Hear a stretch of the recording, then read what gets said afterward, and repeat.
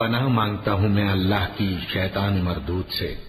شروع اللہ کا نام لے کر جو بڑا مہربان نہایت رحم والا ہے۔ الف لام میم، یہ حکمت کی بھری ہوئی کتاب کی آیتیں ہیں، نیکوکاروں کے لیے ہدایت اور رحمت، وہ جو نماز کی پابندی کرتے اور زکوٰۃ دیتے ہیں، اور وہی ہیں جو آخرت کا یقین رکھتے ہیں، یہی اپنے پروردگار کی طرف سے ہدایت پر ہیں اور یہی کامیاب ہیں۔ اور لوگوں میں بعض ایسا ہے جو بےہودہ حکایتیں خریدتا ہے تاکہ لوگوں کو بے سمجھے اللہ کے رستے سے گمراہ کرے اور اس سے ہنسی کرے، یہی لوگ ہیں جن کو ذلیل کرنے والا عذاب ہوگا۔ اور جب اس کو ہماری آیتیں سنائی جاتی ہیں تو اکڑ کر منہ پھیر لیتا ہے، گویا ان کو سنا ہی نہیں، جیسے اس کے کانوں میں ثقل ہے۔ تو اس کو درد دینے والے عذاب کی خوشخبری سنا دو۔ جو لوگ ایمان لائے اور نیک کام کرتے رہے ان کے لیے نعمت کے باغ ہیں، ہمیشہ ان میں رہیں گے۔ اللہ کا وعدہ سچا ہے اور وہ غالب ہے، حکمت والا ہے۔ اسی نے آسمانوں کو ستونوں کے بغیر پیدا کیا جیسا کہ تم دیکھتے ہو، اور زمین میں پہاڑ بنا کر رکھ دیے تاکہ وہ تم کو لے کر ڈولنے نہ لگے، اور اس میں ہر طرح کے جانور پھیلا دیے۔ اور ہم ہی نے آسمان سے پانی نازل کیا، پھر اس میں ہر قسم کی نفیس چیزیں اگائیں۔ یہ تو اللہ کی تخلیق ہے۔ اب مجھے دکھاؤ کہ اللہ کے سوا جو ہستیاں ہیں انہوں نے کیا پیدا کیا ہے۔ حقیقت یہ ہے کہ یہ ظالم کھلی گمراہی میں ہیں۔ اور ہم نے لقمان کو دانائی بخشی کہ اللہ کا شکر کرو، اور جو شخص شکر کرتا ہے تو اپنے ہی فائدے کے لیے شکر کرتا ہے، اور جو ناشکری کرتا ہے تو اللہ بھی بے نیاز ہے، لائق حمد و ثنا ہے۔ اور اس وقت کو یاد کرو جب لقمان نے اپنے بیٹے کو نصیحت کرتے ہوئے کہا کہ بیٹا، اللہ کے ساتھ شرک نہ کرنا، شرک تو بڑا بھاری ظلم ہے۔ اور ہم نے انسان کو جسے اس کی ماں تکلیف پر تکلیف سہ کر پیٹ میں اٹھائے رکھتی ہے، پھر اس کو دودھ پلاتی ہے، اور آخر کار 2 برس میں اس کا دودھ چھڑانا ہوتا ہے، میں نے تاکید کی ہے کہ میرا بھی شکر کرتا رہے اور اپنے ماں باپ کا بھی، کہ تم کو میری ہی طرف لوٹ کر آنا ہے۔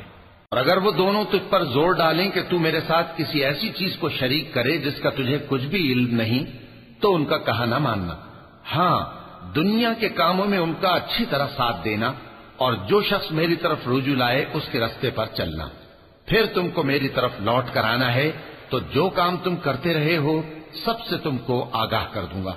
لقمان نے یہ بھی کہا کہ بیٹا، اگر کوئی عمل چاہے رائی کے دانے کے برابر بھی چھوٹا ہو، اور ہو بھی کسی پتھر کے اندر یا آسمانوں میں مخفی ہو یا زمین میں، اللہ اس کو قیامت کے دن لا موجود کرے گا۔ کچھ شک نہیں کہ اللہ باریک بین ہے، خبردار ہے۔ بیٹا، نماز کی پابندی رکھنا اور لوگوں کو اچھے کاموں کے کرنے کا مشورہ دیتے رہنا، بری باتوں سے منع کرتے رہنا، اور جو مصیبت تجھ پر واقع ہو اس پر صبر کرنا، بے شک یہ بڑی ہمت کے کام ہیں۔ اور تکبر کرتے ہوئے لوگوں کے سامنے گال نہ پھلانا اور زمین میں اکڑ کر نہ چلنا، اس لیے کہ اللہ کسی اترانے والے شیخ خورے کو پسند نہیں کرتا۔ اور اپنی چال میں اعتدال کیے رہنا، اور بولتے وقت ذرا آواز نیچی رکھنا، کیونکہ بہت اونچی آواز گدھوں کی سی ہے، اور کچھ شک نہیں کہ سب سے بری آواز گدھوں کی ہوتی ہے۔ کیا تم نے نہیں دیکھا کہ جو کچھ آسمانوں میں اور جو کچھ زمین میں ہے سب کو اللہ نے تمہارے قابو میں کر دیا ہے، اور تم پر اپنی ظاہری اور باطنی نعمتیں پوری کر دی ہیں۔ اور بعض لوگ ایسے ہیں کہ اللہ کے بارے میں جھگڑتے ہیں، نہ علم رکھتے ہیں اور نہ ہدایت اور نہ کتاب روشن۔ اور جب ان سے کہا جاتا ہے کہ جو کتاب اللہ نے نازل فرمائی ہے اس کی پیروی کرو، تو کہتے ہیں کہ ہم تو اسی کی پیروی کریں گے جس پر ہم نے اپنے باپ دادوں کو پایا۔ بھلا اگرچہ شیطان ان کو دوزخ کے عذاب کی طرف بلاتا ہو تب بھی۔ اور جو شخص اپنے آپ کو اللہ کا فرما بردار کر دے اور نیکوکار بھی ہو تو اس نے مضبوط کڑا تھام لیا، اور سب کاموں کا انجام اللہ ہی کی طرف ہے۔ اور جو کفر کرے تو اس کا کفر تمہیں غمناک نہ کر دے۔ ان کو ہماری طرف لوٹ کر آنا ہے، پھر جو کام وہ کیا کرتے تھے ہم ان کو جتا دیں گے۔ بے شک اللہ دلوں کی باتوں سے بھی واقف ہے۔ ہم ان کو تھوڑا سا فائدہ پہنچائیں گے، پھر عذاب شدید کی طرف مجبور کر کے لے جائیں گے۔ اور اگر تم ان سے پوچھو کہ آسمانوں اور زمین کو کس نے پیدا کیا تو بول اٹھیں گے کہ اللہ نے۔